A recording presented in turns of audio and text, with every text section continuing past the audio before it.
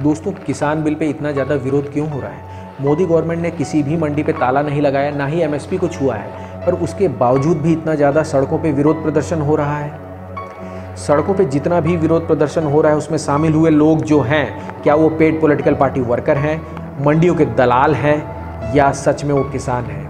मंडियों के दलाल local parties को इलेक्शन में फंडिंग देने का काम करते हैं और उनको एक बात भली भांति पता है कि इस बिल के आ जाने से एक किसान मंडी तक ही सीमित नहीं रह जाएगा। वो अपना सामान मंडियों के अलावा कहीं भी अपने राज्य में किसी अन्य राज्य में बिना ब्रोकर की मदद लिए, बिना दलाल की मदद लिए बेच सकता है, डायरेक्टली खरीदार को या बायर को। इस वीडियो को पूरा अंत तक देखिए और जानिए कि किसान बिल क्या श्राप है या एक वरदान है किसानों के लिए। हेलो फ्रेंड्स, कैसे हैं आप लोग?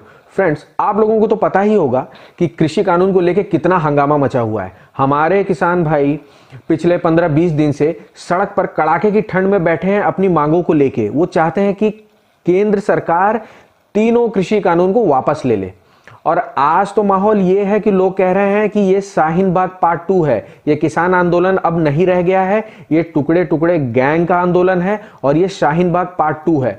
इस वीडियो को मैंने 2 भाग में डिवाइड किया है। पहले भाग में मैं आपको कुछ सच्चाई बताऊंगा, कुछ फैक्ट्स बताऊंगा, जिससे आप लोग इस बात को समझिए, सोचिए, निर्णय लीजिए, जज कीजिए कि क्या ये किसान आंदोलन शाहीन बाग पार्ट 2 है या नहीं, या ये सच का किसान आंदोलन है। ये आप लोग डिसाइड कीजिए। ये मैं नहीं बोलता और न्यूज़ वाले जो बोल रहे हैं, बाकी लोग जो बोल रहे हैं, उनमें आप विश्वास मत कीजिए। मैं आपको सच्चाई बता रहा हूं। मेरा वीडियो पूरा खत्म होने के बाद आप लोग ये देखिएगा, इंटरनेट में जाके सर्च कीजिएगा कि क्या मैंने सच कहा है या नहीं। आंख बंद करके मैं आप लोगों को विश्वास करने के लिए कुछ भी नहीं कह रहा हूं। दूसरे भाग में मैं आपको यह बताऊंगा कि जो तीनों कृषि कानून है वो कितने फायदेमंद हैं किसानों के लिए और क्या क्या नुकसान है, क्या क्या कमियां हैं उसमें। चलिए वीडियो शुरू करते हैं। मेरे किसान भाई, क्या आप लोगों ने इस बिल को पढ़ा है? शायद नहीं। मैं ऐसा इसलिए कह रहा हूं क्योंकि मैं जो भी न्यूज़ चैनल खोलता हूं, न्यूज़ चैनल में मैं ये देखता हूं कि रिपोर्टर आप लोगों से बात कर रहा है कि भाई ये तीनों कृषि कानून में ऐसा क्या गलत लिखा है। आप लोग क्या कहते हैं कि केंद्र सरकार एपीएमसी मार्केट, मंडी या एमएसपी को बंद कर रही है। आप लोग प्लीज पार्लियामेंट के वेबसाइट पे जाके इस बिल को पढ़िए, किसी के बहकावे में मत आइए। ऐसा कुछ भी नहीं लिखा गया है इन तीनों कृषि कानून में। आप लोग इंटरनेट में जाइए, पार्लियामेंट के वेबसाइट पे इस बिल को पढ़िए। ऐसा कुछ भी नहीं लिखा गया है कि एपीएमसी मार्केट या एमएसपी बंद हो रहा है। मैं आप लोगों को एक उदाहरण के जरिए समझाता हूं कृषि कानून। एक गांव है, उस गांव से बाहर जाना है शहर में, तो एक नदी के ऊपर पुल है। उस पुल की रखवाली पहलवान करते हैं। जो भी आदमी गांव से शहर जाता है पहलवानों को टैक्स देता है, या शहर से गांव की तरफ आता है तो पहलवानों को टैक्स देता है। इलेक्शन होता है, सरपंच बदल जाता है, सरपंच दूसरा पुल बना देता है। अब गांव वाले दूसरे पुल से जाते हैं, वहां किसी को टैक्स नहीं देते हैं। तो पहला पुल हो गया आपका एपीएमसी मार्केट और एमएसपी, और दूसरा पुल हो गया आपका नया रास्ता जो इस कृषि कानून के जरिए दिया गया है किसानों को। ऐसा नहीं है कि पुराना रास्ता बंद हो गया या पुराना पुल बंद हो गया। सरपंच ने दोनों पुल रखे हैं। अब गांव वालों के ऊपर है कि वो नए पुल से जाएं या पुराने पुल से होके जाएं, पहलवानों को टैक्स देते हुए जाएं। ये तय आप लोगों को करना है किसान भाई मेरे। दोस्तों, ये आंदोलन किसान आंदोलन था शुरुआत में, पर अब ये पॉलिटिकल आंदोलन बन गया है। मैं ऐसा इसलिए कह रहा हूं क्योंकि 22 पॉलिटिकल पार्टीज इसके पीछे खड़ी है। उन लोग अपनी खोई हुई राजनीति जमीन तलाश कर रही हैं, वो अपनी खोई हुई कुर्सी तलाश कर रही हैं इस आंदोलन के जरिए। आप लोग हर न्यूज़ चैनल देखिए, सारी की सारी लेफ्ट पार्टीज एक हो गई हैं।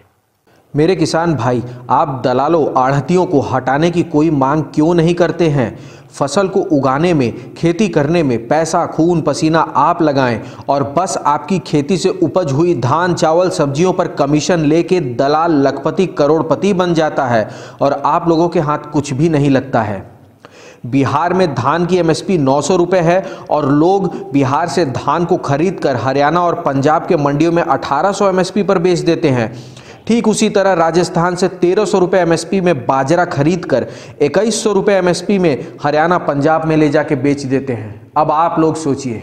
हमारे किसान भाइयों की मांगे हैं, तीनों कृषि कानून वापस हों, वायु प्रदूषण कानून में पराली जलाना वापस हो, बिजली बिल के कानून में बदलाव वापस हो, एमएसपी नहीं हटनी चाहिए, जो सरकार ने कहा हम लिख के आश्वासन देंगे।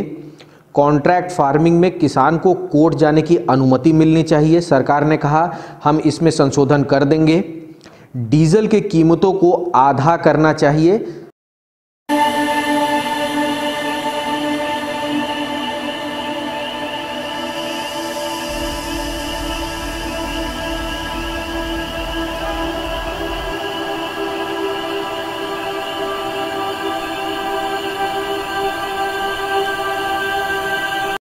दोस्तों, किसान आंदोलन से जुड़ी कुछ सच्चाई और कुछ रोचक बातें मैं आप लोगों के सामने रखना चाहता हूं, जिससे आप लोग आश्चर्यचकित रह जाएंगे। किसान यूनियन जो किसान आंदोलन में शामिल हुए हैं, उनकी विचारधारा क्या है, इस वीडियो में आप देखिए। दर्शनपाल क्रांतिकारी किसान यूनियन के नेता हैं। क्रांतिकारी किसान यूनियन का सीपीएम से सीधा रिश्ता है। क्रांतिकारी हन्नान मौला कुल हिंद किसान संघर्ष समिति चलाते हैं, सीपीएम के बड़े नेता माने जाते हैं। इस वक्त ये लेफ्ट फ्रंट के किसान संगठन के जनरल सेक्रेटरी हैं। अगला नाम किरणजीत सिंह शेखों का भी है, जो सीपीआईएम के संगठन कुल हिंद किसान संगठन के लीडर हैं। सिंह उग्राहा, जोगिंदर सिंह उग्राहा ने भारतीय किसान यूनियन एकता उग्राहा संगठन की स्थापना की है। इनका दबदबा पंजाब के अमृतसर, भटिंडा, बरनाला, गुरदासपुर, लुधियाना जैसे जिलों में ज्यादा है। इस संगठन और इनके नेताओं को लेफ्ट फ्रंट के करीब माना जाता है। ये करीब 34 प्रो लेफ्ट किसान मजदूर संगठनों को एक प्लेटफॉर्म पर लेकर आए हैं। 65 साल के सुखदेव सिंह बीकेयू उग्राहा के जनरल सेक्रेटरी हैं। किसान आंदोलन में लेफ्ट विंग लीडर का रोल निभाते हैं। कहा दोस्तों, आप लोगों को एक बात पता है, भारतीय किसान यूनियन ने 2019 के फरवरी में एक ट्वीट किया था, जिसमें उन्होंने ये कहा था कि एपीएमसी मार्केट को हटा देना चाहिए। आज उन लोगों को डर लग रहा है कि कहीं केंद्र सरकार एपीएमसी मार्केट को ना हटा दे। ये कैसी विडंबना है। दर्शनपाल सिंह, जो क्रांतिकारी किसान यूनियन के प्रेसिडेंट हैं, उन्होंने एक ऑर्गेनाइजेशन को फाउंड किया था जिसका नाम था पीडीएफआई। ये एक माओवादी संगठन था और कांग्रेस गवर्नमेंट ने 2009 में इस माओवादी संगठन को बंद करवाया था। कांग्रेस ने 2019 के इलेक्शन के अपने घोषणा पत्र में, इलेक्शन मैनिफेस्टो में उन्होंने यह लिखा था कि एपीएमसी मार्केट को निष्कासित कर देना चाहिए। और आज उन लोग कह रही हैं कि एपीएमसी मार्केट सेंट्रल गवर्नमेंट बंद कर रही है, जो कि नहीं है। रघुराम राजन, जो आरबीआई के गवर्नर थे और कांग्रेस के घोर समर्थक हैं, उन्होंने कहा था 2014 में कि एपीएमसी मार्केट को रिफॉर्म की बहुत जरूरत है और दलाल लोगों की जो मोनोपोली है उसको हटाने की जरूरत है। दादी बताइए, आप यहाँ पर क्यों आई हैं? हम किसान भाइयों से मिलने को आए हैं, अपनी बात कहने को आए हैं। किसान का जो मुद्दा है, हाँ, उसके बारे में कर रहे हैं। हाँ, उनकी सपोर्ट। जब शाहीन बाग की प्रोटेस्ट चल रही थी तब वो भी आए थे आप लोग? हाँ, आए हैं वे भी, तो अब हम उनके लिए सपोर्ट करने के लिए आए हैं यहाँ। आपने जो अभी वीडियो देखा, इसमें जो दादी हैं, ये वही दादी हैं जो शाहीन बाग में भी थी और किसान आंदोलन में भी हैं।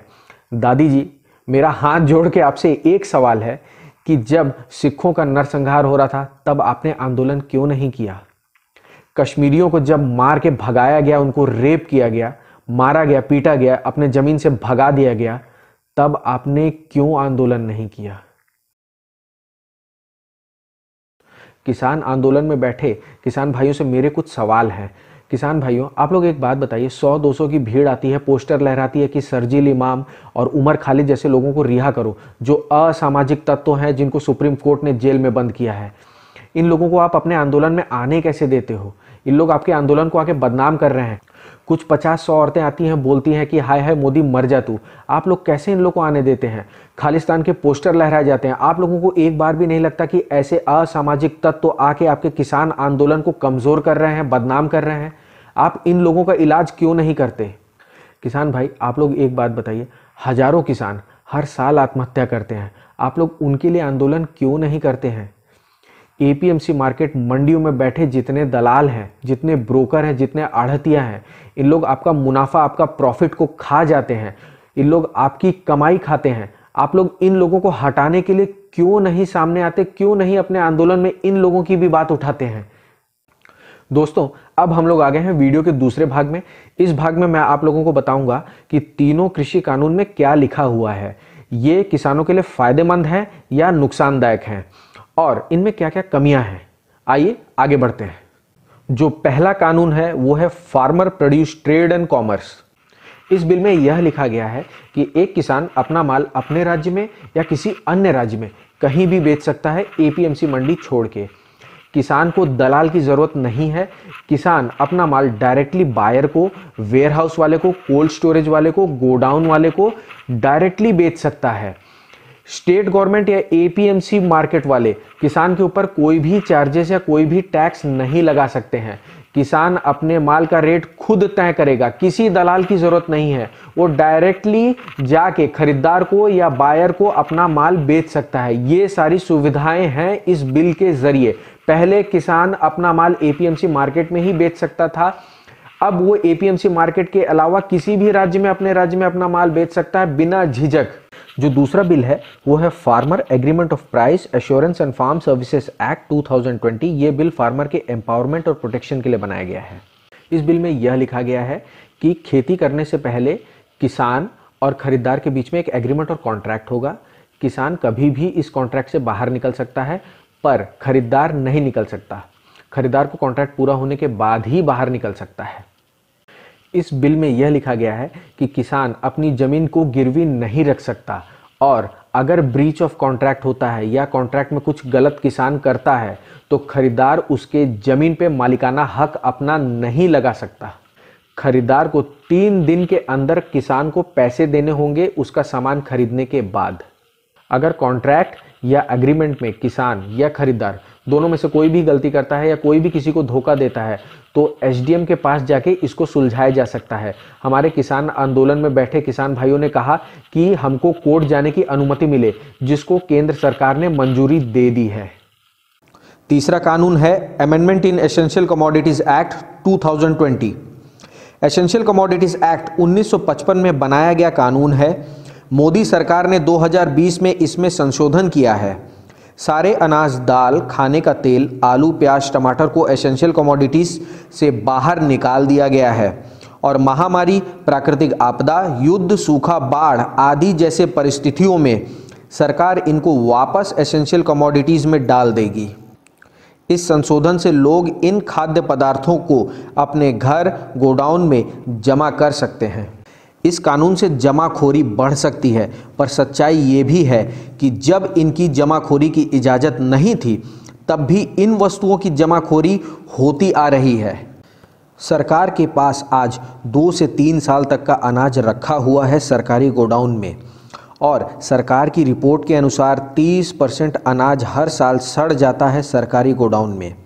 अभी चावल के मिल ओनरों ने कहा कि कोरोना उनके लिए वरदान बन के आया है, क्योंकि सरकार चावल नहीं खरीद रही थी उनसे, क्योंकि सारे गोडाउन भरे हुए थे ज़रूरत से ज़्यादा और लॉकडाउन में सरकार ने बहुत अनाज गरीबों में बांटा, इसलिए गोडाउन में खाली जगह को भरने के लिए चावल खरीद रही है सरकार।